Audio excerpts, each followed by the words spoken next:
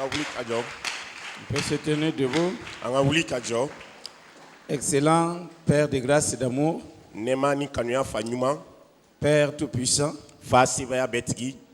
Maître des cieux et de la terre, omniprésent, omnipotent et omniscient. D'éternité en éternité, tu es Dieu. Et tu demeures Dieu. Et tu restes toujours Dieu. Parce que tu as dit dans ta parole qu'en toi, il n'y a ni changement ni homme de variation. Nous saluons ta sainte présence ici ce soir. Parce que c'est toi qui nous l'as promis. Tu as dit que là où 2 ou 3 sont assemblés en ton nom, tu es au milieu d'eux.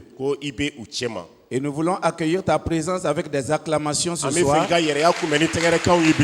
Nous voulons accueillir ta présence avec des cris de joie ce soir.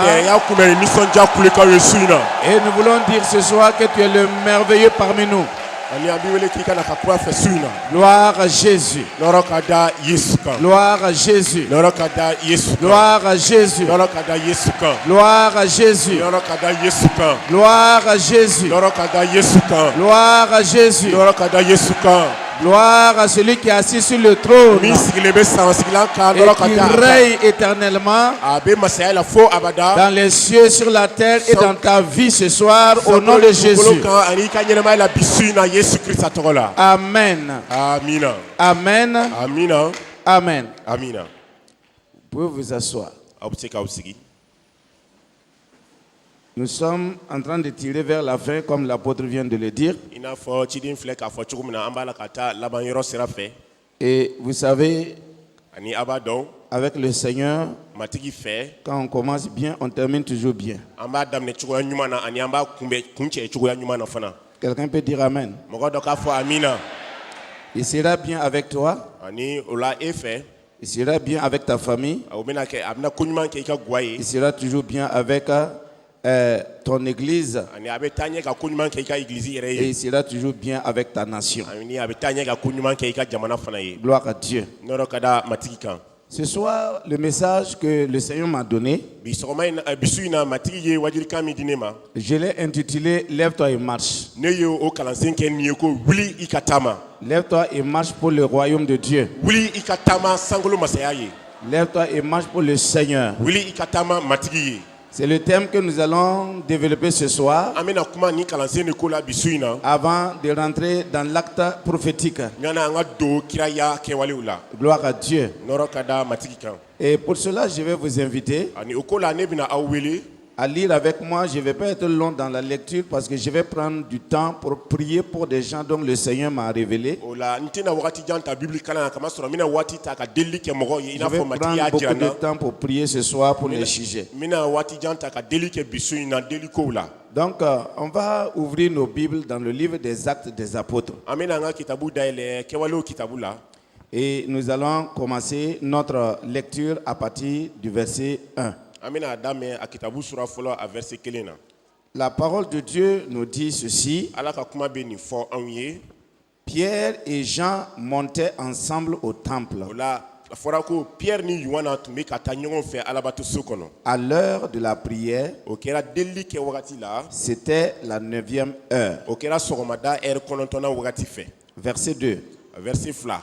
Il y avait un homme boiteux de naissance qu'on portait et qu'on plaçait tous les jours à la porte du temple, appelé la Belle, pour qu'il demandât l'aumône à ceux qui y entraient dans le temple. Nous allons nous arrêter d'abord au verset 2 pour voir la situation de cet homme. La Bible dit un homme. Et si vous regardez, son nom n'a pas été mentionné. On n'a pas dit c'est l'enfant d'un tel. On n'a pas dit c'est l'enfant d'une telle femme, ni le nom de son père, ni le nom de sa mère n'a été mentionné dans la Bible. On dit seulement un homme. Un homme, son nom qui n'a pas été mentionné, ça veut dire que toi et moi, tu peux mettre ton nom là-bas.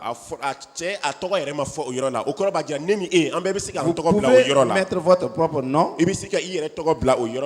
sur un homme là.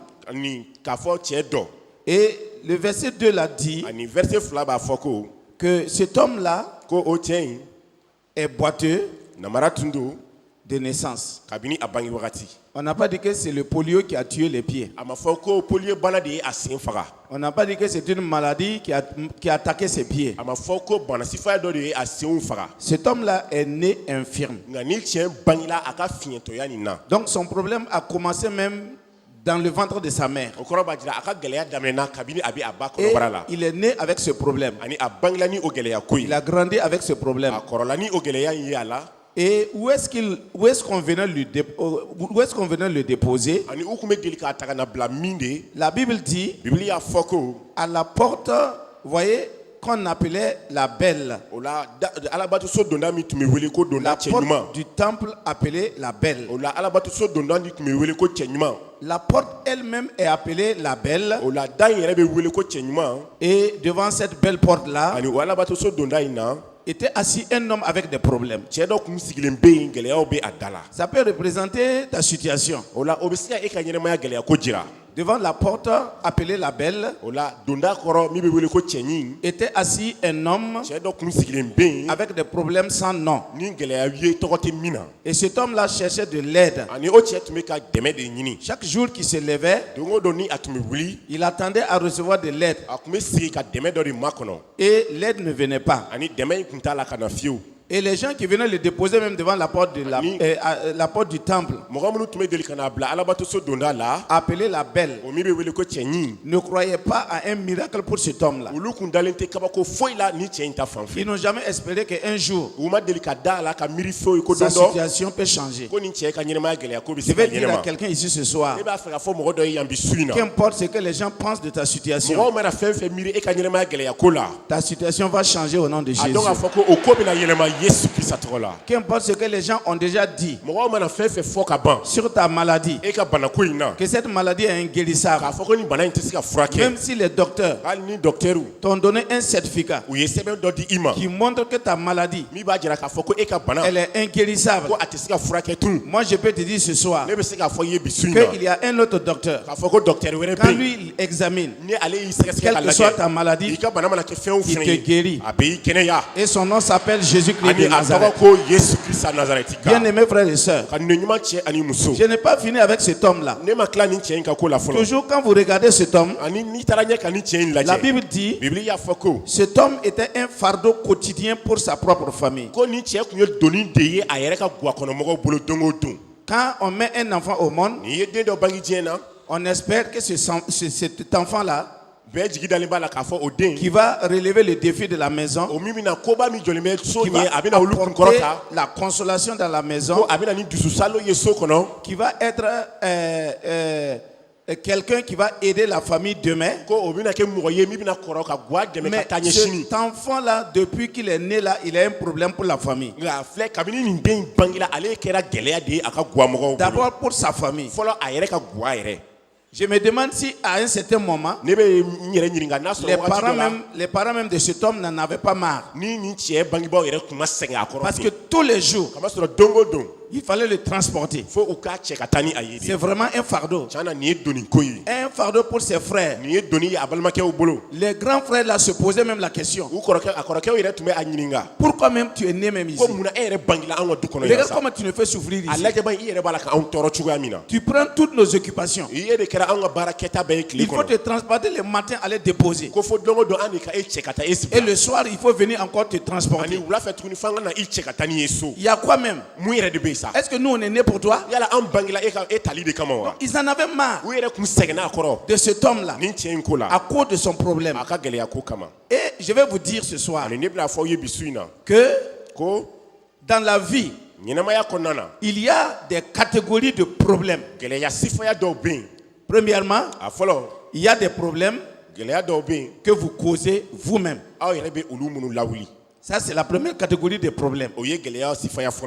Deuxièmement, il y a des problèmes que quelqu'un vous a causés. Ça, c'est la deuxième catégorie des problèmes. Et la troisième catégorie de problèmes, il y a des problèmes que vous héritez. Vous héritez ça de vos parents. Ce qu'on appelle par exemple des maladies héréditaires. C'est pas toi qui as provoqué ça. Tu es né avec. Parce que le père ou la mère avait cette maladie. Et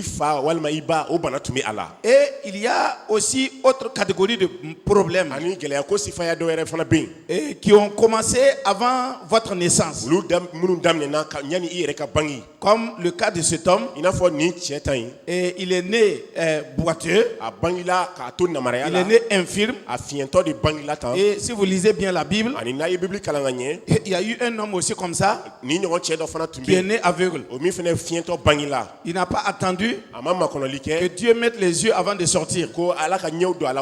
Il était tellement pressé pour voir le monde qu'il n'a pas attendu de recevoir les yeux. Donc ce sont des problèmes qui ont commencé avant leur naissance. Je veux dire ce soir, même si ton problème ressemble à ça, tu es né avec une maladie héréditaire. Même si le problème a commencé avant ta naissance, le Dieu dont je vais te parler ce soir, lui, il existait avant ton problème. Il existait avant même le mariage de ton père et de ta mère. Donc c'est lui qui est capable de retourner au commencement des commencements pour réparer les choses qui ne sont pas réparables par les hommes. Est-ce que quelqu'un peut dire Amen? Et ce n'est pas fini. Cet homme avait encore d'autres problèmes. Il y a d'autres catégories de problèmes. Il y a des problèmes qui attendent que vous naissiez dans la vie pour que ces problèmes-là commencent dans votre vie. Ces problèmes attendent que vous soyez nés. Mais il y a des problèmes aussi qui commencent quand vous avez grandi.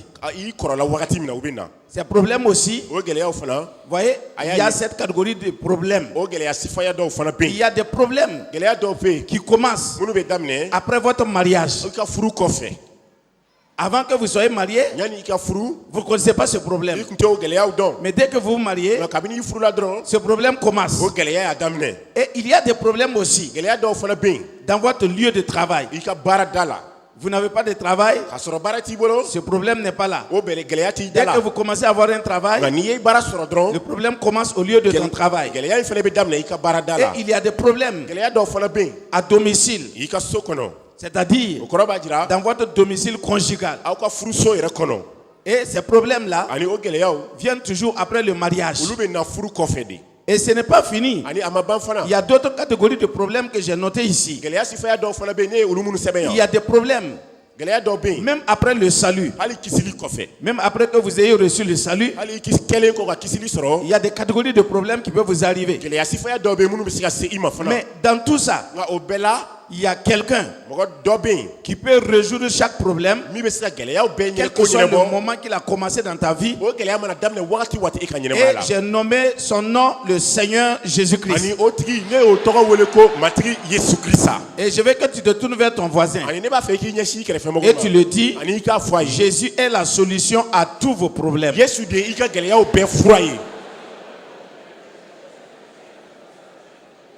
Jésus est la solution à tous vos problèmes. Donc déjà, si tu pensais que ton problème est insoluble, Si tu pensais que ton problème n'a pas de solution, parce que ça a trop perduré, ça fait déjà 40 ans que tu vis avec cette maladie, ça fait déjà 30 ans que tu vis avec ce problème, ça fait déjà 18 ans que tu vis avec cet handicap dans ta vie. Ce que je viens d'énumérer ici, même s'il y a une catégorie de maladies ici qui te concerne, alors la solution ici, c'est que Jésus de Nazareth est la solution à chaque problème dans ta vie. Et troisième chose que j'ai noté ici, la Bible dit que cet homme était boiteux. Qu'est-ce que cela veut dire? Il était boiteux. Et vous savez qu'à cause de sa paralysie, voyez, il y a certaines choses, voyez, qui ont suivi immédiatement dans la vie de cet homme-là à cause de sa paralysie. Cet homme était attaché par des bandes invisibles, des liens invisibles que personne ne pouvait voir, mais qui retenait cet homme-là dans son état et qui l'empêchait de prospérer et de réussir dans sa vie. Il était lié, mais son père, sa mère, ses frères, personne ne pouvait voir ce qui le liait. Il y a des liens comme ça, des liens invisibles.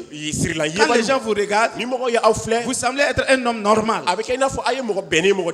Personne ne peut dire que vous avez un problème. Mais dans votre vie, vous travaillez comme un âne. Vous travaillez comme un cheval. Vous travaillez comme un bœuf. Mais à la fin, vous n'avez rien à montrer. C'est un lien. Ce n'est pas que vous ne travaillez pas. Vous travaillez, mais vous n'avez rien à montrer aux gens. Et vous vous posez la question, mais qu'est-ce qui ne va pas? Qu'est-ce qui m'arrive? Ou mieux vous travaillez, vous commencez petit, ça monte. Quand ça atteint à ce niveau, ça commence à descendre. Ça descend et ça disparaît encore. Et vous recommencez encore à zéro. Mais vous êtes dans des liens invisibles. Vous êtes sous attaque. Il y a des forces qui vous empêchent d'atteindre la posée de votre réussite. Et personne ne pouvait imaginer que cet homme avait un tel problème. Tout le monde avait conclu que cet homme-là est né comme ça, il va mourir comme ça. Mais moi je peux te dire ce soir, si on t'a déjà qualifié comme ça, moi je dis que par le nom de Jésus-Christ, tu ne mourras pas comme ça.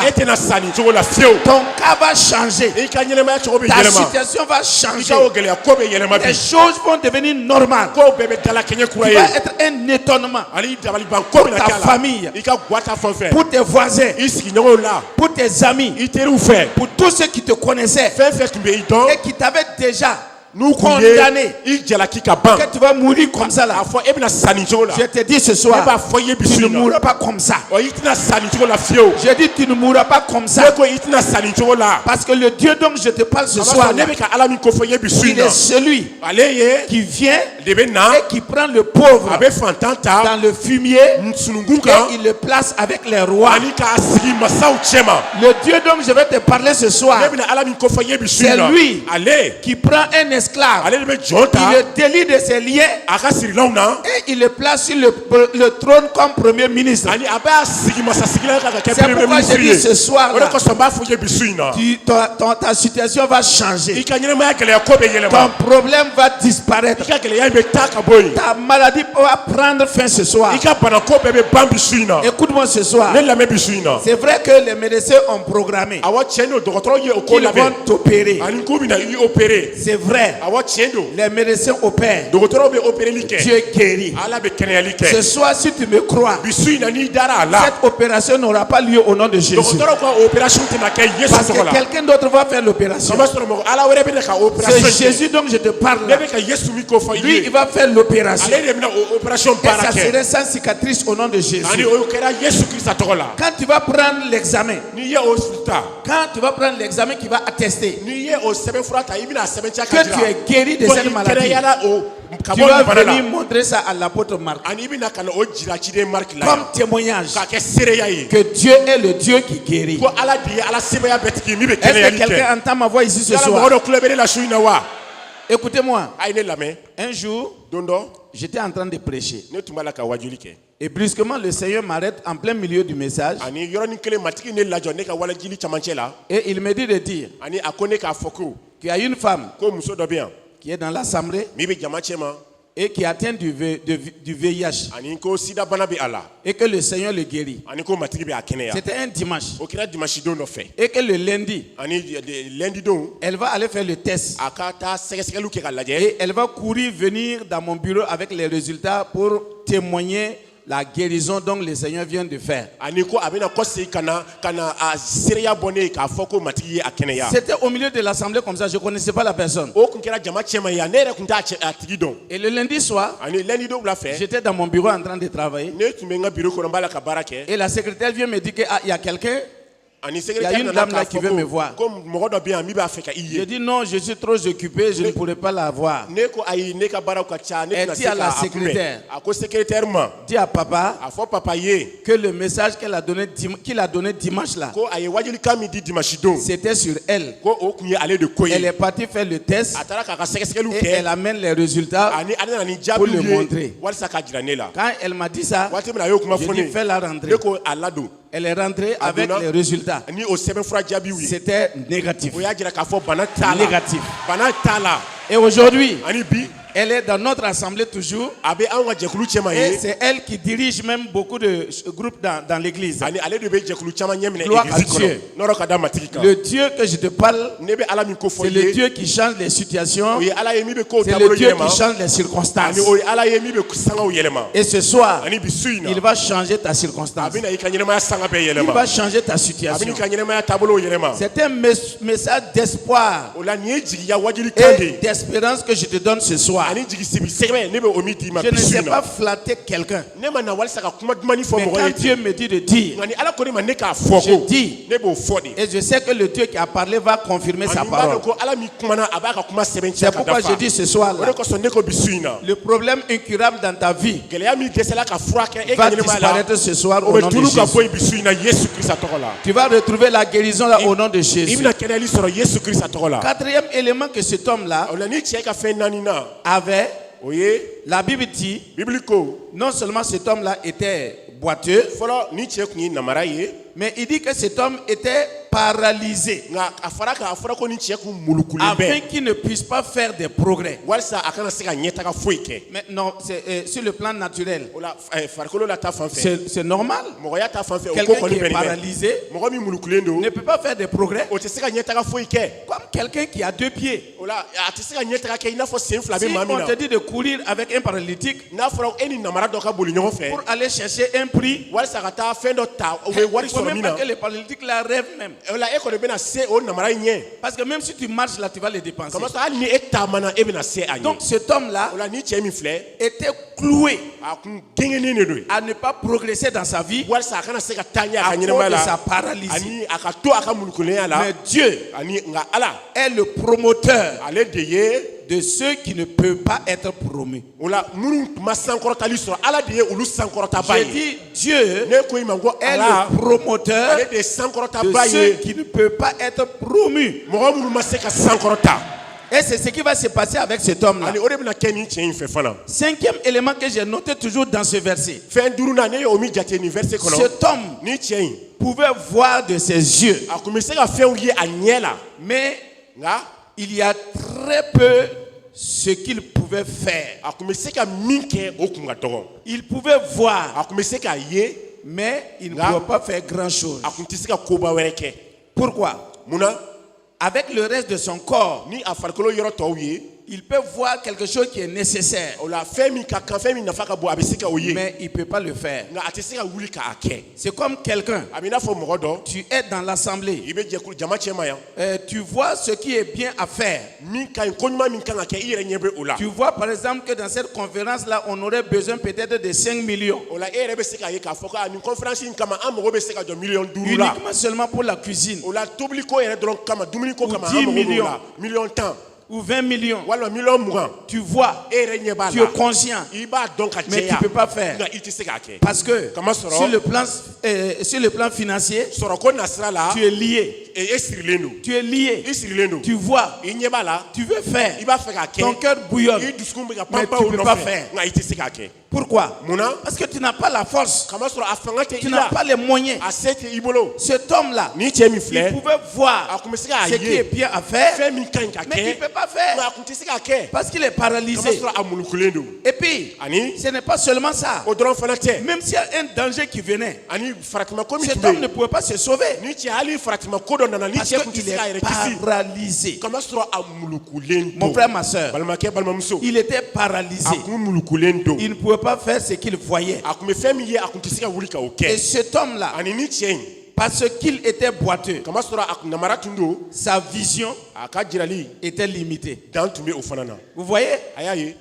Là où vous êtes arrêté, si vous regardez, votre vision ne peut pas être comme celui qui est debout.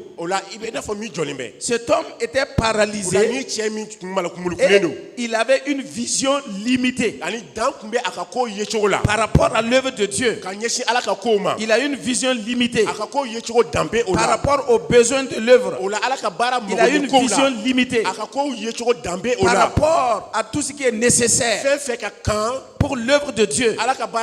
Il ne voit pas. Il y a beaucoup de gens comme ça dans nos assemblées. Ce n'est pas qu'ils n'ont pas l'argent. Ce n'est pas qu'ils ne sont pas bénis. Ce n'est pas qu'ils n'ont pas de compte en banque.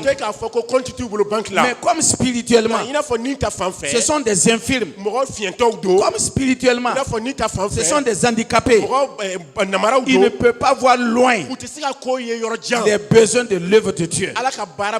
Il ne peut pas voir loin les difficultés de l'œuvre de Dieu. Et cet homme-là ne pouvait pas voir loin.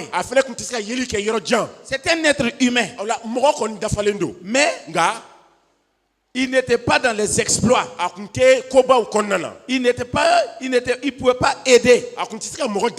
Il était un problème. Il était une difficulté. Non seulement pour la famille et pour la communauté aussi. On va le voir tout à l'heure. Cet homme était un problème.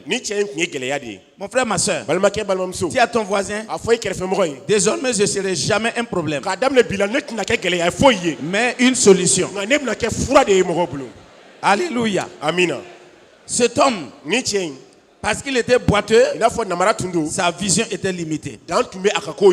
Mais les problèmes de cet homme-là étaient plus que cela. Je vais vous le montrer. Et ça correspond à la vie de beaucoup d'entre nous. Ce soir, devant le Seigneur. Mais Dieu est en train de faire le diagnostic. Et après, il va passer maintenant à la guérison. Premier élément que j'ai noté encore de plus, cet homme-là, voyez, et il ne peut pas se sauver du danger. Vous imaginez, quand on le prend, on part déposer devant la porte du temple, appeler la belle. Quand le soleil là arrive, le soleil le bat là-bas. Quand la pluie arrive, la pluie le bat là-bas.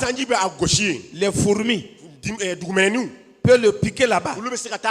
Les termitières peuvent faire tout ce qu'ils veulent autour de lui. Cet homme-là est impotent. Il ne peut pas bouger. Et il ne peut pas se sauver du danger. Il est comme une ville sans mur. Une ville qui n'a pas de mur est à la merci des ennemis.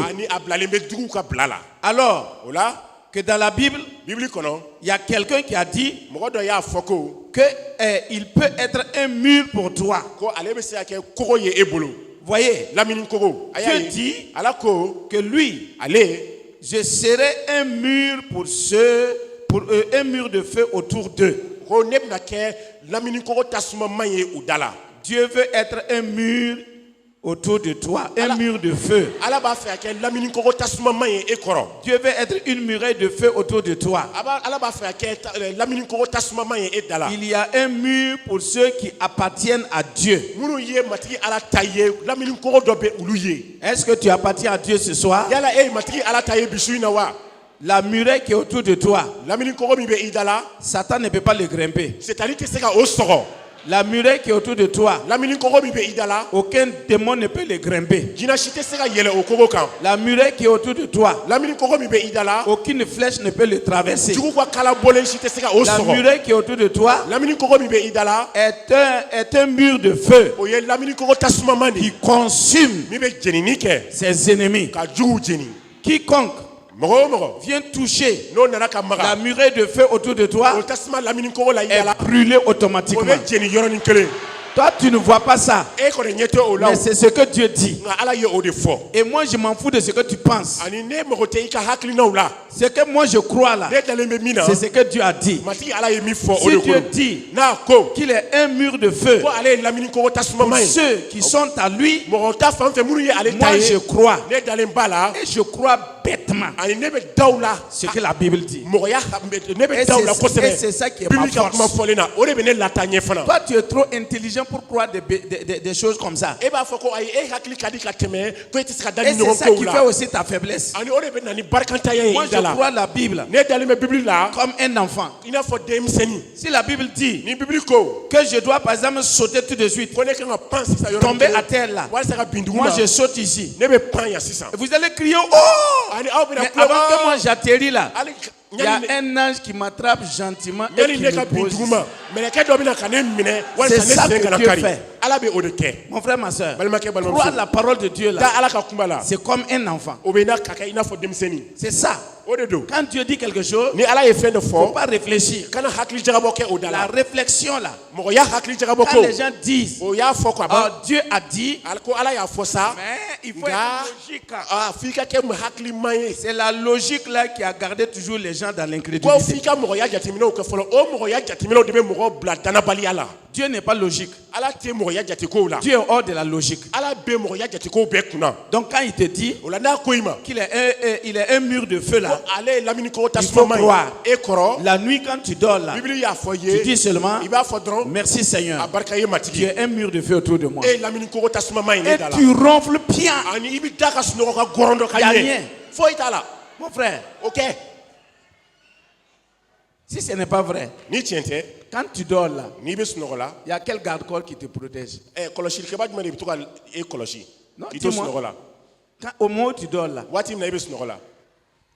quel est le garde-corps qui veille sur toi? Mais le matin là, tu ne te réveilles pas?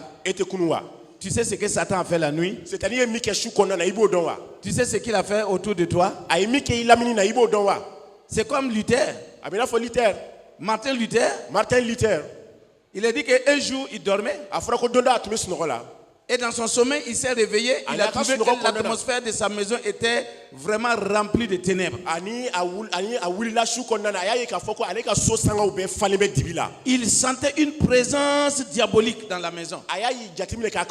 Il a tiré sa couverture pour regarder. Et qui il voit? Satan en personne. Qui est rentré dans la maison de Luther. Quand Luther a vu que c'est lui là, écoutez-moi, si c'est nous les chrétiens aujourd'hui, on va commencer à parler en langue, on va commencer à crier, à invoquer le sang de Jésus. Quand Luther a vu que c'est Satan, il a dit, c'est toi non? Et puis il a tiré sa couverture là, il a fermé ses yeux. Ça a tellement découragé le diable qu'il est parti. Il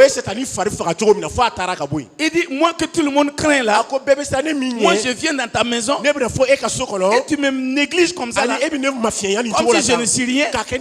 Mais oui, parce que celui qui est en Luther là, mon frère, par rapport à Satan, il n'est rien. Pourquoi il va s'inquiéter? C'est la même chose que je vais te dire ce soir. Celui qui est en toi, qu'est-ce que Jean dit? Un Jean dit que celui qui est en toi là est plus grand que celui qui est dans le monde. Celui qui est grand là, il est fort. Celui qui est grand là, il est puissant. Celui qui est grand là, il est redoutable. Plus que l'adversaire qui est au dehors. Oui ou non? Mon frère, ma soeur. C'est ça. Mais combien de chrétiens croient à ça? Vous tremblez. Mais vous tremblez quand vous vous réveillez là. Est-ce que c'est vos tremblements là qui vous a protégé? Dieu a dit qu'il est une muraille de feu. Et nous voyons ici que cet homme qui était paralytique là, la Bible dit, vous voyez, le pire problème que cet homme-là avait était qu'il ne pouvait pas danser, il ne pouvait pas louer le Seigneur. Quand il voit les gens danser, il était frustré. Parce qu'il n'a pas de pied pour danser pour son Dieu. Alors que Dieu dit que lui, il habite au milieu des louanges de son peuple. David était un roi, il s'est levé pour danser pour Dieu. Mais cet homme est assis devant la porte. Il n'a pas de pied pour danser pour Dieu. Mais tout handicap dans votre vie ce soir, qui ressemble à la vie de cet homme-là, tout ce qui ne vous permet pas de danser pour Dieu sera ôté de votre vie ce soir. Au nom de Jésus. Mon frère, ma soeur.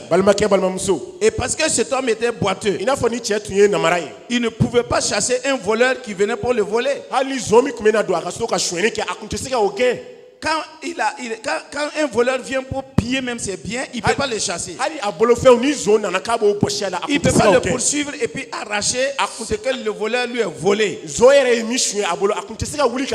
Mais écoute-moi ce soir, il y a quelqu'un qui va restaurer tout ce que l'ennemi a volé dans ta vie. Il dit que quand on arrête un voleur, s'il t'avait volé par exemple 1 million, il va restituer 7 millions.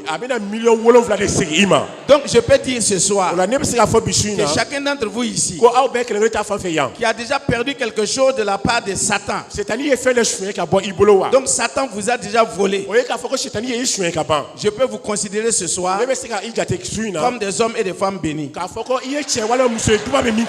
Parce qu'il va restituer. Dieu va le contraindre à restituer. Le voleur, quand on le prend, il doit restituer ce qu'il a volé là 7 fois. Est-ce qu'il a volé ta santé? Est-ce qu'il a volé ta fécondité? Est-ce qu'il a volé ton bonheur? Est-ce qu'il a volé ta richesse? Est-ce qu'il a volé? Moi je ne sais pas qu'est-ce qu'il a volé dans ta vie. Mais je te dis ce soir, si tu crois, tu vas recevoir 7 fois ce qu'il t'a volé là. Il va le restituer bon gré mal gré. Dieu va le retirer de votre vie. Il va le retirer. Donc vous voyez, cet homme là était un fardeau. Et il avait des problèmes de différentes catégories. Et il y a même des fardeaux de joie. Vous connaissez ce que ça veut dire, un fardeau de joie? Un Un jour, j'ai vu une femme qui voulait danser pour le Seigneur. Elle avait un bébé au dos et elle avait un sur son ventre. Ça, c'est un fardeau de joie. Et quelqu'un va avoir un fardeau de joie au nom de Jésus. Je dis quelqu'un aura un fardeau de joie au nom de Jésus. Elle portait deux charges. Et au dos et elle devant. Mais elle dansait de joie. On appelle ça des charges de joie. Mon frère, ma soeur. Et je déclare ce soir, par le nom de Jésus, que tous ceux qui font confiance à Dieu pour les enfants, vous aurez des charges de joie ce soir dans votre maison au nom de Jésus. Vous aurez des charges de joie dans votre maison au nom de Jésus. Exemple de charge de joie. Quand vous lisez la Bible, regardez par exemple le cas de Josaphat. Josaphat, c'était un roi de Juda. Il était là assis dans son royaume. Et puis on vient lui dire qu'il y a 3 rois très puissants qui se sont mis d'accord pour venir l'attaquer. C'est pas Josaphat qui a provoqué la guerre. Écoutez-moi, vous n'avez pas besoin de provoquer le diable. Le diable est un chercheur de bagarre. Même si vous voulez signer un traité de paix avec lui, ça ne marche pas. Il est bagarreur et il est comme ça, il va mourir comme ça en enfer. Donc voilà un roi qui est là tranquille. Son pays était dans le repos. Et 3 ennemis se sont mis d'accord. Ils se sont consultés. Ils ont dit mais comment on va faire pour aller attaquer Josaphat? On va aller le tuer. On va prendre son pays. On va s'emparer de ses richesses. Et quand on est venu dire à Josaphat, il dit dans sa frayeur, Josaphat a eu peur. Des mauvaises nouvelles vous faites toujours peur. Toute mauvaise nouvelle, dès que vous entendez dans un premier temps, ça vous effraie. Mais qu'est-ce que Josaphat a fait? Il n'est pas resté dans la peur. Josaphat, il est allé dans la maison de Dieu. Écoutez-moi. La solution dont vous avez besoin, ce n'est pas en restant à la maison chez vous. C'est venir dans le temple. Quand Anne avait un problème d'enfantement, elle est venue dans le temple. Elle s'est prosternée devant le trône de la grâce. Et elle a obtenu son bébé Samuel. C'est dans la maison de Dieu.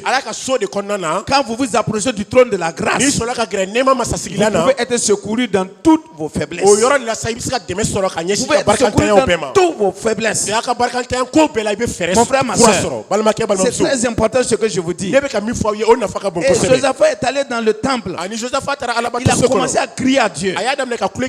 Dieu a dit Josaphat, arrête de t'inquiéter. Je suis le Dieu de toute chair. Je suis l'armée du Dieu vivant.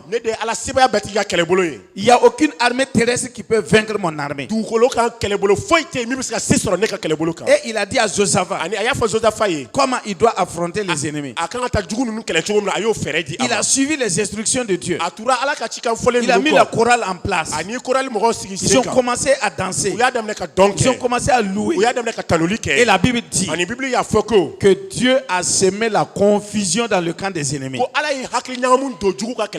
Ils ont fait, les deux là se sont mis d'accord. Ils ont tué le 3e ennemi. Et les deux maintenant se sont tournés entre eux. Et ils se sont tués entre eux. Écoutez-moi. Dans aucun pays au monde, vous ne verrez jamais une armée qui va en guerre avec des cantines d'or et des cantines d'argent.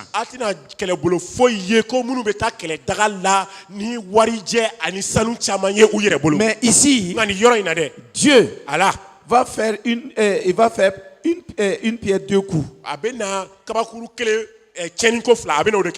Il permet l'ennemi de ramasser l'argent, ramasser l'or, mettre dans les cantines pour aller attaquer Josué. Quand ils ont fui, regardez la joie de Josué et de Josaphat. Josaphat a mis 3 jours.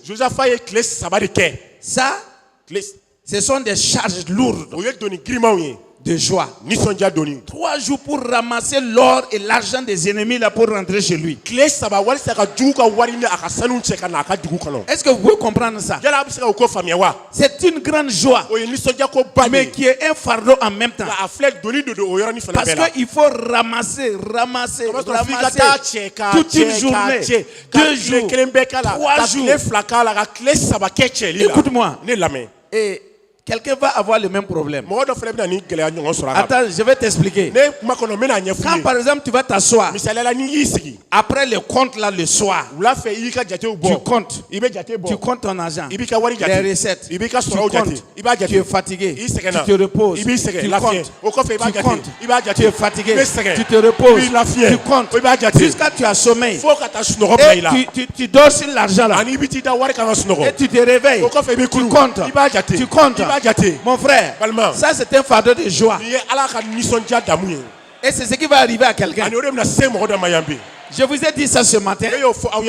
Raison pour laquelle Dieu veut que vous soyez comme ça. Parce que Dieu a besoin que vous soyez les bailleurs. Les bailleurs, les financiers de l'œuvre de Dieu dans ce pays-là. Mon frère, ma soeur. Ouais, au Burkina, quand nous sommes là-bas, nous entendons ce que les gens disent. Qu'au Mali, que les citoyens maliens là sont des riches. Mais moi je dis ce soir ici, sur ce tel là, que les enfants de Dieu dans cette nation seront plus riches que les Maliens. Je le dis au nom de Jésus. Le ciel entend, la terre entend. Au nom de Jésus-Christ. Si vous êtes fidèle à Dieu, la richesse des païens vont venir entre vos mains pour le financement de l'œuvre de Dieu. Au nom de Jésus-Christ. Alléluia. Qu'il en soit ainsi dans ta vie. Selon ta foi au nom de Jésus. Alléluia. Merci Seigneur. Merci Seigneur. Vous voyez, certains d'entre vous auront ce genre de charge. Cet homme était un fardeau, vous voyez, de douleur à ceux qui le portaient. Je vous ai dit que tous les matins il devait le porter, venir déposer, et le soir il doit venir le chercher. Frères et sœurs, vous voyez, il y avait un homme aussi dans la Bible qui avait ce problème. C'est Naaman. Il était un général de l'armée de Syrie, mais il était un lépreux. Il avait un fardeau de douleur sur son corps. Et malgré ses galons, il ne peut pas se soigner. Malgré son argent, il ne peut pas se soigner. Et cet homme-là était vraiment misérable. Mais regardez, une petite fille que Naaman a mené comme esclave à sa femme, une petite israélite, quand il a vaincu Israël, le général Naaman, une fillette peut-être de 7 ou 10 ans, pour que cette fille-là aide sa femme.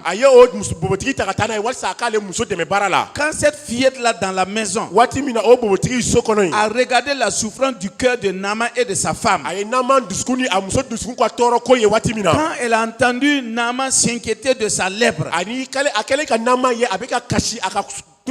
elle s'est approchée de sa maîtresse. Elle a dit à sa maîtresse, maîtresse, si mon maître là, votre mari là, accepté pour aller en Israël, chez nous dans mon pays là, il y a un homme là-bas qui s'appelle Élisée.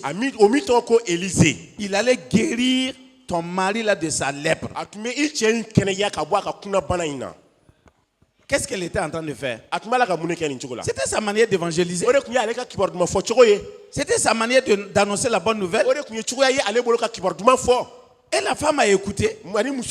Et la femme a dit ça à son mari. Et son mari est parti voir le roi de Syrie. Parce que le roi de Syrie s'appuyait sur Naaman. Et il a fait une lettre. Il a remis à Naaman d'aller remettre au roi d'Israël. Et dans la lettre, il a dit au roi d'Israël, si tu reçois ma lettre là, parce que c'est moi qui t'envoie mon général Naaman pour que tu le guérisses de sa lèpre. Quand le roi d'Israël a pris la lettre, quand il a lu, il était tellement en colère qu'il a déchiré ses vêtements.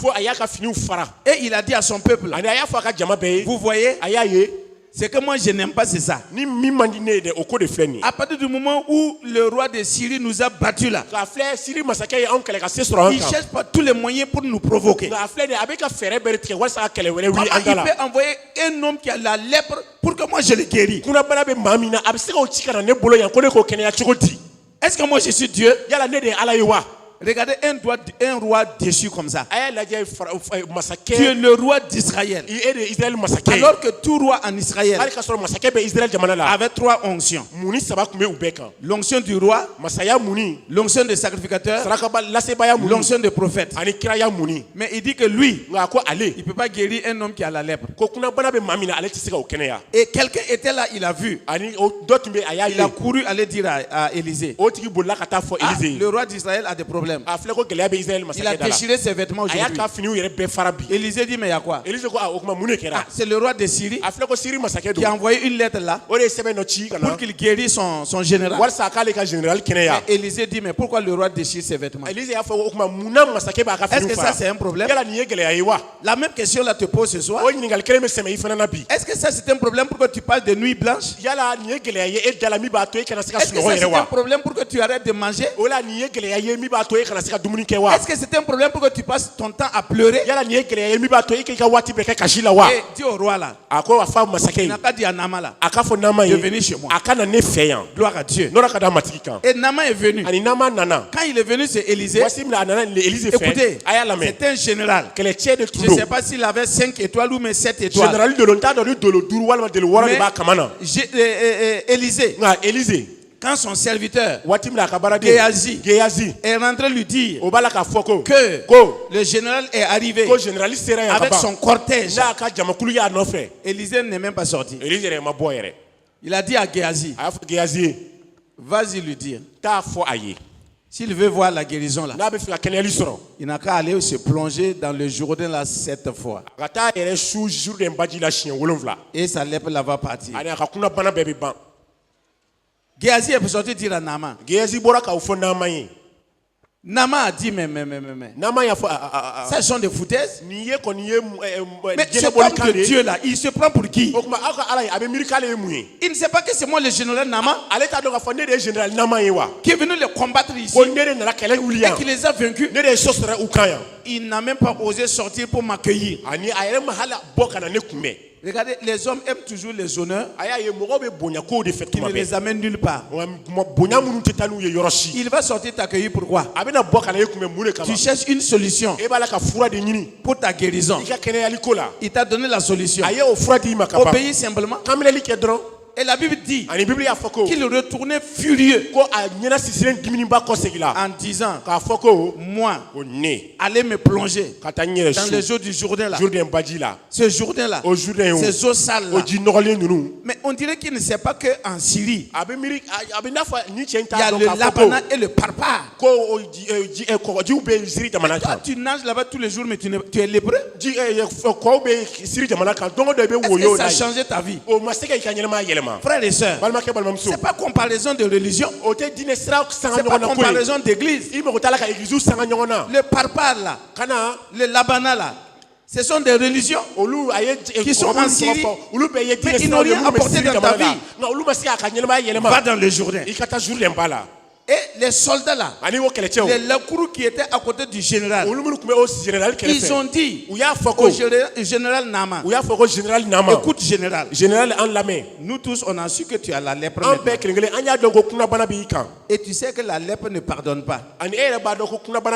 Si tu retournes avec ça, dans quelques jours, on va te déshabiller. On va t'amener hors du camp, loin de ta femme et de tes enfants. Tu ne vas plus avoir nos garde-boue. C'est toi qui as perdu. Vas-y et plonge-toi. Si tu avais dit d'amener l'argent, tu allais donner l'argent. Il dit mais bien sûr.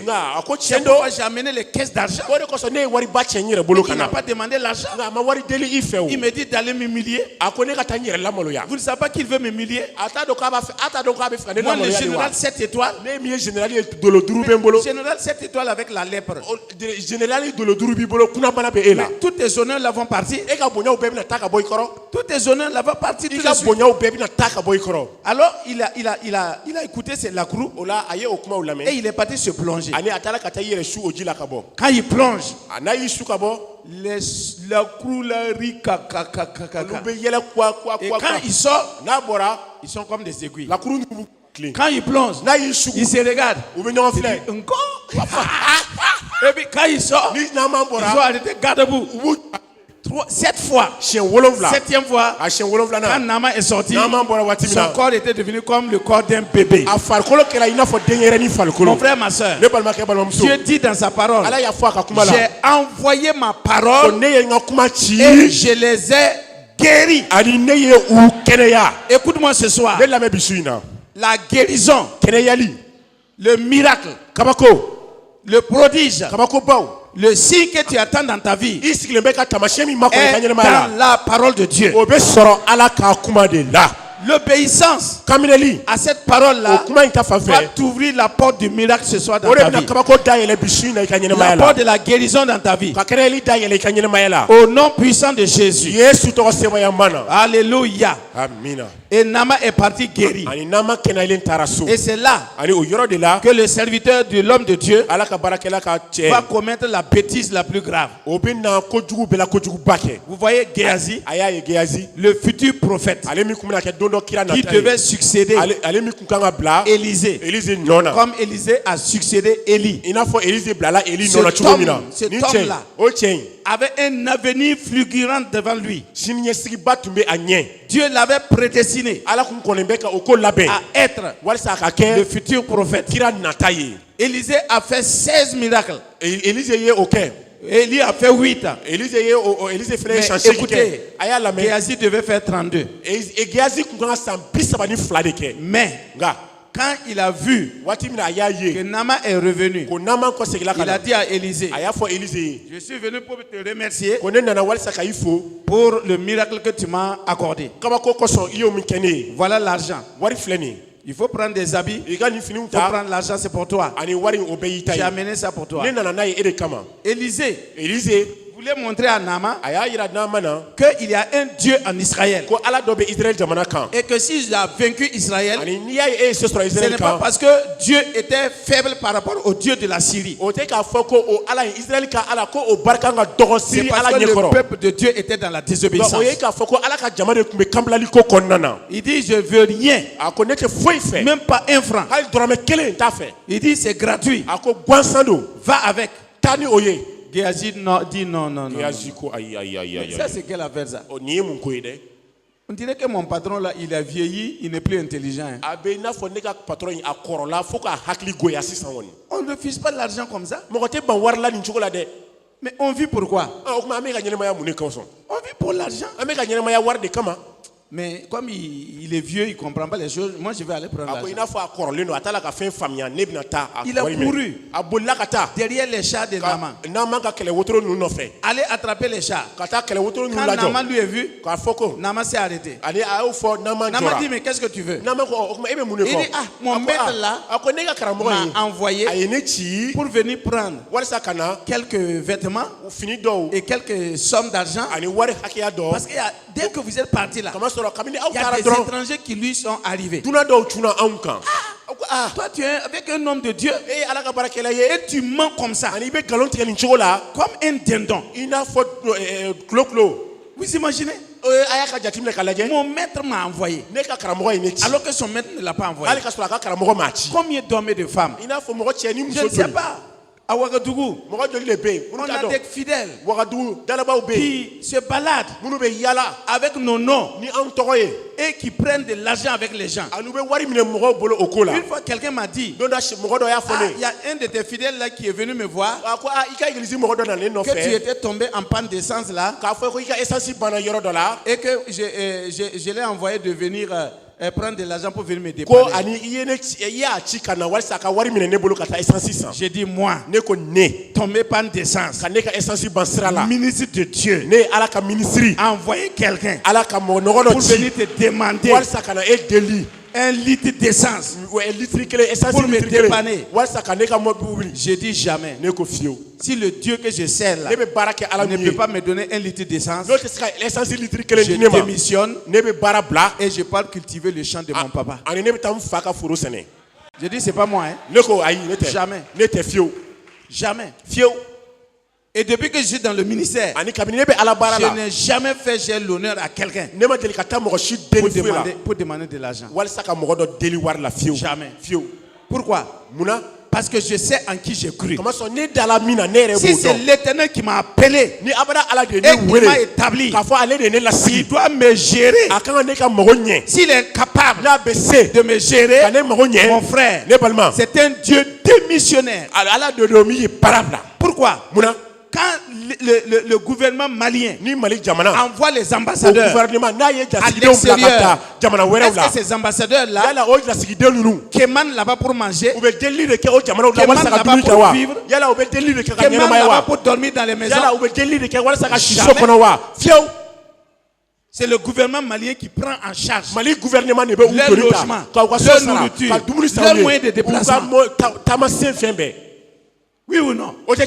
Et Dieu, le grand Dieu là, grand Dieu là, va t'appeler, t'établir comme ministre de Dieu sur la terre ici pour le servir. Et toi, tu ne peux pas avoir à manger, tu ne peux pas avoir à boire. Il faut mendier, il faut mentir pour escroquer les gens, pour avoir à manger. Et tu dis que tu sais ce Dieu là, c'est faux. Il t'a pas appelé. Même si tu vas être un menuisier là, il faut démissionner aller faire menuisier. Mon frère. Parce que c'est ça aussi la vérité qu'il faut dire aux gens. Il y a des gens, ils pensent que dans le ministère là, il y a à manger, à boire. Vous ne connaissez pas le prix. Demandez à la bloc Marc Koulibaly. Combien de fois il a passé la nuit là à pleurer dans sa maison. Tout le monde tombe sur toi. On t'insulte. On te critique. On te calomnie. On t'accuse forcément. Tout ce qui n'a jamais traversé ta pensée, on va dire tout ça sur toi. C'est pas facile d'être ministre de Dieu. Mais comme c'est Dieu qui t'a appelé, Dieu va veiller sur toi et il va prendre soin de toi pour que son nom soit glorifié dans ta vie. Frère, c'est ça. Donc ici, Géhazi est parti prendre l'argent. Quand il est revenu, il a caché. Il a caché l'argent.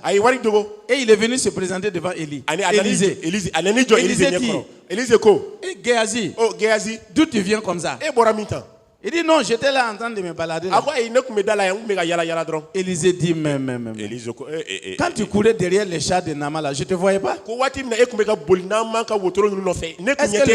Est-ce que c'est le temps de prendre des habits et de l'argent? Jésus a dit que chaque berger doit connaître ses brebis. Il y a des choses que l'apôtre Marc n'a pas besoin qu'on vienne l'informer. Il est le berger de l'église. Dans sa prière, quand il présente vos vies au Seigneur, Dieu lui dit ce que chaque personne est capable de faire et chaque personne fait. Mais il y a beaucoup de chrétiens qui ne croient pas à ça. Ils pensent que toute révélation qui sort du pasteur, c'est quelqu'un qui a pris leur problème venu informer le pasteur. C'est pas vrai. À moins que ce n'est pas le vrai Dieu que vous connaissez. Il n'y a rien qui peut être caché. Dieu révèle à son serviteur les choses cachées, les choses à venir. C'est pour qu'il a dit tout ce qui est caché sera dévoilé. Tout ce qui est caché sera prêché sur les toits. Donc,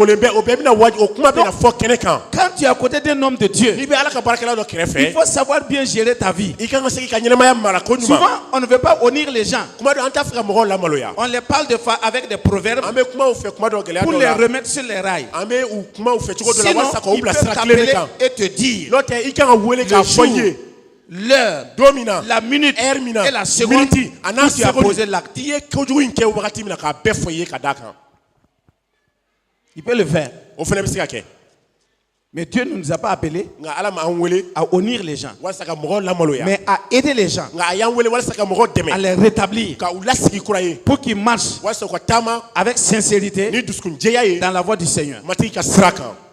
Alors, Élisée dit à Géasi, ok, comme tu penses que le ministère c'est pour l'argent, que la lèpre de Naaman retombe sur toi.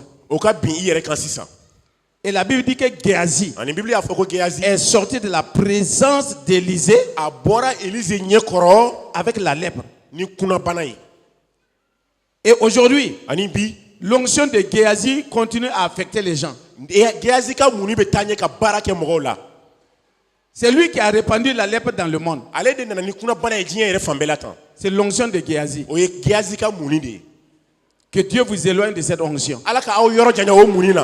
Je dis que Dieu vous éloigne de cette onction. C'est pourquoi Élisée est mort avec son onction. Parce qu'il n'avait pas de successeur.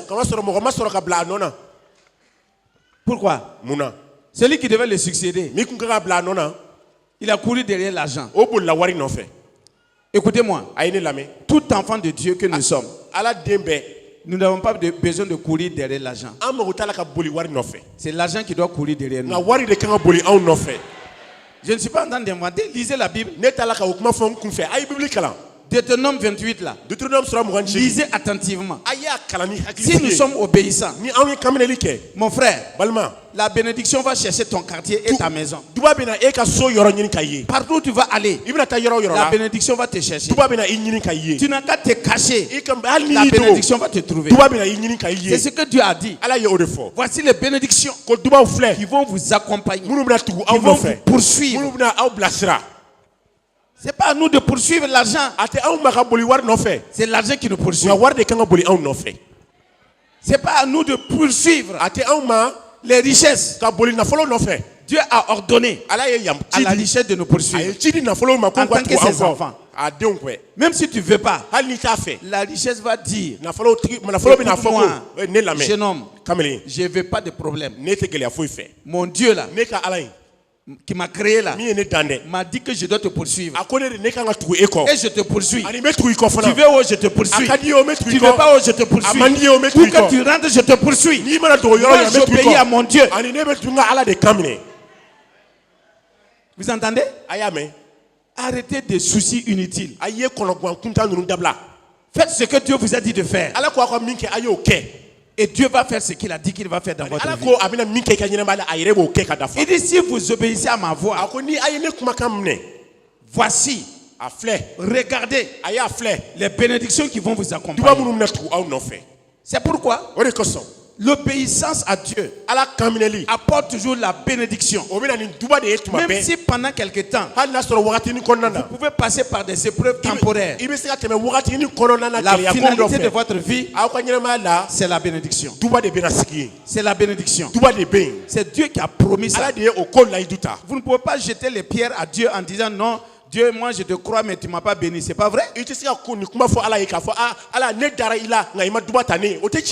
es déjà béni de toutes les bénédictions en Jésus-Christ. Dans les lieux célestes.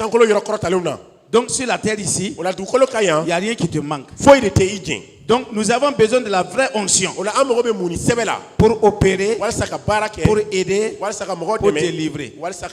Donc il y a une troisième catégorie de charge qui est un fardeau qui est mélangé de joie et de tristesse. Regardez l'exemple de la femme du prophète. La veuve du prophète. Elle avait une charge mélangée de joie et de tristesse. Son mari est mort. L'a laissé avec 2 enfants et des dettes. Ça c'est quoi? La joie et la tristesse mélangées. Où est-ce que je vais avoir l'argent pour nourrir ces enfants? Comment je vais faire pour les élever? Il y a beaucoup d'entre vous qui ont des soucis comme ça ce soir. Mais écoute-moi. Quand cette femme-là est venue voir le prophète, est-ce que le prophète a tiré son tiroir là, enlevé l'argent, lui donner? L'argent là était où? Chez la veuve. Oui ou non? Le prophète lui a demandé: qu'as-tu dans ta maison? Qu'as-tu dans ta maison? Dieu ne peut rien faire sans rien. C'est à partir des petites choses que Dieu fait les grandes choses. La femme l'a dit. Dans la maison là, il y a une petite fiole d'huile que mon mari a laissé, que moi qu'il utilisait pour prier pour les malades. Et Dieu et le prophète dit: vas-y prendre cette huile là, demande aux voisins des marmites, des seaux, des litres, et tu vas verser dedans. Et quand ça va finir, tu vas vendre, payer les dettes de ton mari, et tu vas occuper de tes enfants avec le reste. Ça s'est passé, oui ou non? Quand la veuve a cru à la parole que Élisée lui a donnée, elle est repartie. Elle a fait exactement comme ce que l'homme de Dieu lui a dit. Son problème a été résolu. Elle a reçu le miracle. Et on n'a plus parlé de sa pauvreté. Ce soir, je vais te dire, ce qui va se passer dans ta vie sera plus terrible que ce qui s'est passé dans la vie de cette veuve-là. Mais il faut accepter la parole de Dieu dans son entièreté et faire comme ce que Dieu te dit. Le miracle est toujours une réponse à un acte de foi. La guérison est toujours une réponse à un acte de foi. Et quand vous regardez ici, la Bible dit que cet homme-là, quand il a vu Pierre et Jean qui allaient rentrer dans le temple là, il les a regardés et il croyait qu'ils allaient lui donner quelque chose. Et c'est là que je vais terminer, on va prier. Pierre lui dit: regarde-nous fixement. Et il regarda Pierre et Jean.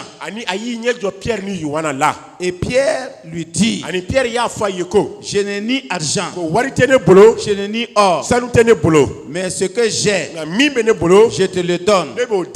Au nom de Jésus-Christ de Nazareth, la solution à tous les problèmes, le promoteur de ceux qui ne peuvent pas être promus, lève-toi et marche. Claire. Lève-toi et marche. Il n'a même pas dit combien de temps tu es malade. Il dit seulement lève-toi et marche. Marche pour Jésus. Comment on marche pour Jésus? Vous savez, quand vous commencez à prier, et chaque fois que vous faites un pas, vous êtes en train de récupérer le territoire là, entre les mains de Satan. Et l'homme s'est levé. Pierre l'a pris par la main. Et il a suivi Pierre et Jean dans le temple. Ce soir-là, quand tu vas te lever là, ta santé là va te suivre dans le temple. Ta bénédiction va te suivre dans le temple. Ta guérison va te suivre dans le temple. Ta promotion va te suivre dans le temple. Ton élévation va te suivre dans le temple. Ta nomination va te suivre dans le temple. Écoute-moi ce soir. Pierre a dit, lève-toi et marche.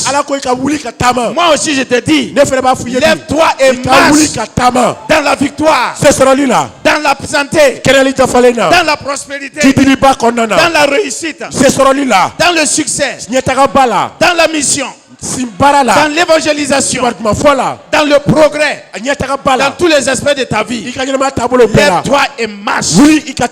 C'est la déclaration que je fais sur ta vie ce soir. Et je vais prier ce soir pour les différents cas. Vous asseoir une minute. Tous ceux et celles. Quand je priais ce soir, il y a ce sujet-là que je vais prier. Il y a des hommes et des femmes qui vont commencer par là, qui veulent s'engager après avoir entendu depuis le début de cette convention le message sur la mission, sur l'évangélisation, qui ont crié dans leur cœur et qui ont dit à Dieu, je veux aller pour la mission. Je veux que tu lèves ta main. Je vais prier pour toi d'abord. Gloire à Dieu. Mets ta main gauche sur ton cœur et lève ta main droite.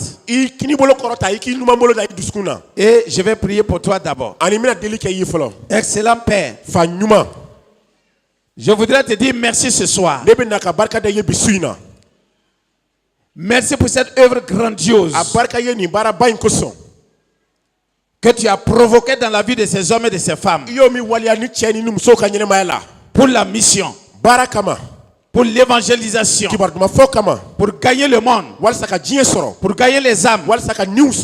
Seigneur, c'est toi qui réponds à l'attente de l'homme. C'est toi qui as vu le cri de leur cœur. Je n'étais pas là quand ils priaient. Je n'étais pas là quand ils criaient à toi. Mais dans ma chambre d'hôtel, tu m'as parlé ce soir. Et tu m'as dit que tu veux toucher ces hommes et ces femmes. C'est pourquoi j'ai obéi à ta parole. Et je dis que ces hommes et ces femmes qui se sont levés devant toi ne peuvent pas s'asseoir sans être exaucés. Parce que Seigneur, tu les as dit de se lever. Et Seigneur, tu entends leur cri ce soir. Donne-leur le succès dans cette mission. Donne-leur le succès dans cette mission. Donne-leur la réussite dans cette mission. Ouvre les portes dans leur vie. Ouvre les portes dans la vie de chacun. Les commerçants, les hommes d'affaires, les fonctionnaires, tous ceux qui ont levé la main pour la mission. Fait que Seigneur, ta grâce surabonde dans leur vie. Et que la récolte de la moisson dans leur vie soit grande au nom de Jésus-Christ. Fait que Seigneur, ils puissent briller dans cette nation comme cela n'a jamais été jusqu'à maintenant. Au nom de Jésus-Christ, Père Saint et Père de grâce, je voudrais te dire merci ce soir pour la capacité divine du Saint-Esprit que tu leur donnes pour impacter leur génération. C'est leur temps, c'est leur heure qui a sonné pour qu'ils accomplissent les choses pour lesquelles tu les as appelés à réaliser. Et que ce soir, ce miracle-là se concrétise dans leur vie maintenant. Qu'ils marchent dans cette victoire, qu'ils marchent dans la victoire victoire, qu'il marche dans la prospérité, qu'il marche dans l'élévation, qu'il marche dans le triomphe, qu'il marche dans cette célébrité au nom de Jésus-Christ. Au nom de Jésus-Christ, Père Saint et Père de grâce, tout handicap est levé dans leur vie ce soir. Tout handicap est levé dans leur vie. Maintenant, c'est maintenant pour leur percer. C'est maintenant pour leur victoire. C'est maintenant pour leur réussite sur le champ missionnaire. Père Saint, je te remercie ce soir. Je te bénis et je te loue de ce que tu m'as exaucé. Et que le peuple de Dieu dise Amen. Amen. Vous pouvez vous asseoir. Je vais prier.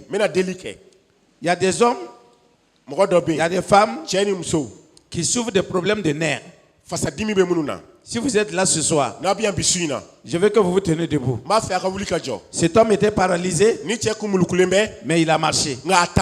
Toi aussi, quel que soit le problème des nerfs que tu souffres ce soir, c'est terminé au nom de Jésus. Je dis c'est terminé au nom de Jésus. Je vais prier pour toi. Et je veux que tu poses ta main simplement sur ton cœur et crois que la main qui est sur ton corps, c'est la main de Jésus. Et reçois cette guérison au nom de Jésus. Excellent Père, par le nom de Jésus-Christ, je te recommande ces hommes et ces femmes. C'est toi qui as dit dans ta parole que par les meurtrissures de Jésus, toutes nos maladies ont été portées à la croix, et que par ces meurtrissures nous sommes guéris. Il n'y a pas de raison que ces hommes et ces femmes qui t'ont confessé comme Seigneur et Sauveur continuent à souffrir de la même maladie que toi tu as déjà portée. On ne peut pas payer une dette deux fois. Tu as déjà porté la maladie et cette maladie n'a plus le droit de rester dans leur corps. C'est pourquoi par l'autorité qui est dans le nom de Jésus, je réprime cette maladie. Maladie de nerfs. Sortez de ces corps. Lâchez les membres. Lâchez les nerfs. Sortez de ces corps-là. Au nom de Jésus-Christ. J'applique ce soir le sang de Jésus de Nazareth sur ton esprit, sur ton âme et sur ton corps. Afin que toute anomalie au niveau de tes nerfs, tout ce qui a provoqué cela, soit ôté au nom de Jésus-Christ. Et que la guérison se fasse maintenant. Que la guérison se produise maintenant dans ton corps. Reçois cette guérison. Reçois ce rétablissement. Nerfs, fonctionnez maintenant. Fonctionnez à nouveau. Soyez rétablis. Maintenant au nom de Jésus. Maintenant, la puissance de Dieu par le Saint-Esprit agit maintenant dans votre corps pour la guérison parfaite, la restauration complète au nom de Jésus-Christ. Amen. Amen. Amen. Asseyez-vous et on va continuer à prier. Vous allez vérifier votre guérison. Je vais prier pour des jeunes filles qui sont là ce soir. Dieu m'a montré, ils souffrent des problèmes de ventre chroniques. Quand ça les prend, vous-même, vous êtes à côté, vous avez pitié d'eux. Si tu es là ce soir, lève-toi et prends ta guérison. Au nom de Jésus-Christ. Lève-toi et prends ta guérison. Au nom de Jésus-Christ. Je vais te demander de poser ta main. Voyez, sur ton cœur. Est-ce que les conseillers peuvent s'approcher de ceux, par exemple, qui sont à côté? Si vous pouvez leur poser la main. Et je vais prier. Les intercesseurs plutôt. Les intercesseurs. Crois ce matin, crois ce soir que tu reçois ta guérison. Excellent Père. Je tends ma main vers ces hommes et ces femmes, vers ces femmes. C'est toi qui as vu les douleurs, la souffrance qu'elles ont dans le corps. Et souvent, ça les prend terriblement. Mais tu as dit que tu brises ça ce soir. Tu détruis ce mal ce soir. Tu restaures leur santé ce soir. C'est pourquoi je maudis ce mal à sa racine. Je proclame ce soir la fin de cette douleur. Je proclame ce soir que la main du Seigneur est sur toi pour la guérison maintenant. La guérison totale. La guérison parfaite. Au nom de Jésus-Christ. Sois guéri maintenant. Sois guéri maintenant. Sois guéri maintenant. Jésus-Christ de Nazareth a déjà porté ce mal. Reçois ta guérison et sois heureuse au nom de Jésus. Amen. Amen. Je vais prier ce soir. Avant de revenir pour la maladie, j'ai reçu dans mon cœur tous ceux et celles qui sont dans les affaires dans cette église. Vous êtes dans les affaires. Et vous avez dit à Dieu, je ne veux pas faire les affaires pour faire les affaires. Je ne veux pas faire les affaires pour moi-même.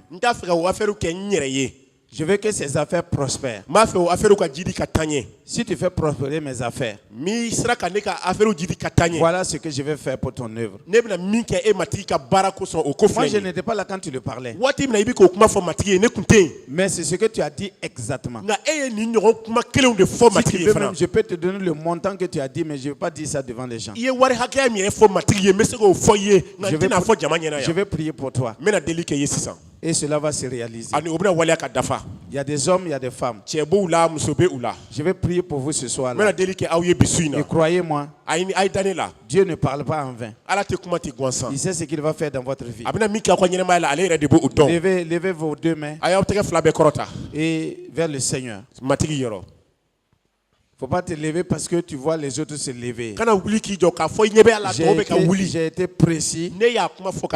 Et c'est la prière que tu as faite que j'ai répétée ici. Excellent Père, je tends ma main vers tes serviteurs. Ils sont tes serviteurs dans le domaine des affaires. Tu les as appelés dans les affaires. Tu veux les faire prospérer dans les affaires. Il y a une onction particulière que tu vas déverser dans leur vie pour les affaires. Et ce soir, Seigneur, je veux que cela se réalise. Puisque tu as révélé, voyez, leur cœur, la prière qu'ils t'ont adressée. Seigneur, tu m'as dit que tu les réponds ce soir. Tu vas mettre des opportunités devant eux. Tu vas ouvrir les portes grandement. Tu vas toucher leurs affaires de façon particulière, afin que cela prenne une nouvelle tournure de croissance, de prospérité, afin que Seigneur, les mois à venir, les années à venir, que Seigneur, leur chiffre d'affaires soit multiplié par 100, soit multiplié par 200, soit multiplié par 300, et même au-delà, au nom de Jésus-Christ. Je te connais fidèle dans ce domaine, Seigneur. Et quand tu dis que tu bénis, personne ne peut maudire. Ce soir, bénis ces hommes d'affaires, bénis ces femmes d'affaires, donne leur Seigneur l'option pour prospérer. Que tout ce que leurs mains touchent, quand ils vont poser les mains sur leurs marchandises, si leur marchandise n'est pas finie, qu'aucune marchandise à côté d'eux ne soit achetée. Au nom de Jésus, déclare ce soir la parole de Dieu sur vos affaires, sur votre vie, pour la croissance, pour la prospérité, pour la réussite. Maintenant, au nom de Jésus-Christ, et je prie que vous restez fidèles dans cette grande prospérité que Dieu va vous donner, que cette richesse ne vous éloigne jamais du Seigneur. Mais comme vous l'avez dit dans votre prière, c'est pour soutenir cette œuvre-là, et c'est pour financer l'évangélisation et la mission. Qu'il en soit ainsi dans votre vie, parce que Dieu vous a exaucé. Et je vois le ciel s'ouvrir sur vos vies, et je vois le ciel s'ouvrir sur vos affaires, et je vois la bénédiction de Dieu qui descend sur vos vies. Maintenant, au nom de Jésus-Christ, recevez cette onction qui vient sur vous maintenant pour la prospérité. Au nom puissant de Jésus. Merci Seigneur. Amen. Vous êtes exaucés. Restez fidèles. Vous le verrez s'accomplir. Je vais prier pour terminer. Tous ceux et celles qui sont là ce soir, quel que soit le problème que vous avez dans votre santé, tenez-vous debout. Parce qu'on n'aura pas le temps ce soir de prier individuellement. Mais si vous croyez ce soir que Jésus a déjà porté vos maladies et que la guérison est dans ses meurtrissures, alors vous pouvez vous tenir debout et on va prier. Si les frères là, ceux que vous pouvez toucher, vous les touchez. Dans le cas contraire, moi je vais prier. Croyez seulement. Il a dit, j'ai envoyé ma parole et je les ai guéris. Donc croyez. Posez votre main sur votre tête en signe de bénédiction, comme si le Seigneur, c'est la main du Seigneur sur ta vie. Ce n'est plus ta main, c'est la main du Seigneur, puisque Jésus est en toi. Comme Jésus est en toi, si ta main est sur ta tête, c'est la main de Jésus. Et la bénédiction de la guérison se produit maintenant. Beaucoup d'entre vous, demain, vous allez témoigner. Dimanche, vous allez témoigner. Ce miracle-là sera réel dans votre vie. Père de grâce, Père tout-puissant, je lève les mains sur ces hommes et ces femmes et je libère la parole de Dieu sur leur vie. Jésus-Christ de Nazareth a apparu afin de détruire les œuvres du diable. Et ce soir, nous avons vu que quel que soit le nombre de problèmes qui étaient dans la vie de cet homme-là, dès que Pierre a dit lève-toi, tous ces problèmes ont disparu. Cet homme a été rétabli. Cet homme a été guéri. J'ai ordonné ces hommes et ces femmes de se tenir debout, de se lever pour leur guérison, de se lever pour leur miracle, de se lever pour leur prodige. Et à partir de maintenant, puisque tu as déjà guéri, j'ordonne que la guérison se manifeste maintenant dans leur corps et que tout ennemi de leur corps disparaît au nom de Jésus-Christ. J'ordonne à la maladie au niveau des yeux, la maladie au niveau des oreilles, la maladie au niveau du cœur, la maladie au niveau du foie, la maladie au niveau des reins, la maladie au niveau des seins, la maladie au niveau des articulations, la maladie au niveau de l'estomac, des intestins. Ce soir, je réprime toute maladie. Je réprime toute maladie. J'ordonne toute maladie de libérer ce corps. Partez dans les lieux arides au nom puissant de Jésus. Et je déclare que chaque corps qui est là présentement entend la parole de Dieu et commence à réagir en fonction de cette parole qui a été libérée sur toi. Sois guéri. Reçois ta guérison. Douleur, disparaissez. Douleur, Partez. Toute forme de douleur. Partez maintenant. Disparaissez de ce corps. Au nom puissant de Jésus. Que la guérison s'installe. Que la guérison s'installe. Que la guérison s'installe. Que la guérison s'installe. Que la guérison s'installe. Par le nom de Jésus-Christ. Et par l'autorité qui est dans le nom de Jésus. Je déclare que vous êtes guéri. Je déclare que vous êtes en bonne santé. Et je déclare que vous n'êtes plus malade. Et si tu crois à ça, dis Amen. Dis Amen. Dis Amen. Dis Amen pour ta guérison. Dis Amen pour ta guérison. Et acclame le Seigneur qui t'a guéri. Au nom puissant de Jésus. Au nom puissant de Jésus. Au nom puissant de Jésus. Merci Seigneur. Sois béni. Au nom de Jésus. Vous êtes guéri. Vous êtes exaucé. Et vous êtes béni. Alléluia. Je vous ai dit, demain, on va voir l'onction pour la conquête. Et Dieu va nous faire des surprises. Mais ce soir, j'ai voulu simplement prier pour les cas spécifiques. Parce que je sais que beaucoup d'entre vous, vous avez attendu ce moment-là. Et elle est venue. Et vous avez été guéri. Vous avez été restauré. Vous avez été comblé. La bénédiction du Seigneur est sur vous. Ce soir, certains vont dormir comme des bébés. Ce soir, sans douleur. Ce soir, sans cauchemar. Ce soir, tu ne verras plus ce serpent qui vient te déranger la nuit. C'est terminé. Tu es guéri parfaitement. Ces animaux féroces qui te poursuivaient dans ton sommeil là. Maintenant dans ton sommeil là, tu verras la gloire de Dieu.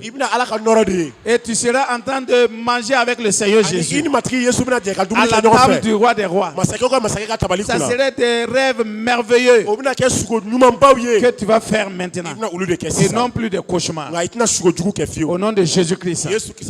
Et demain, si Dieu nous donne la grâce, on écoutera des témoignages sûrement avec l'accord de l'apôtre Marc Koulibaly après les impositions des mains. Que Dieu vous bénisse. Et que la grâce de Dieu soit sur chacun de vous. Amen. Amen.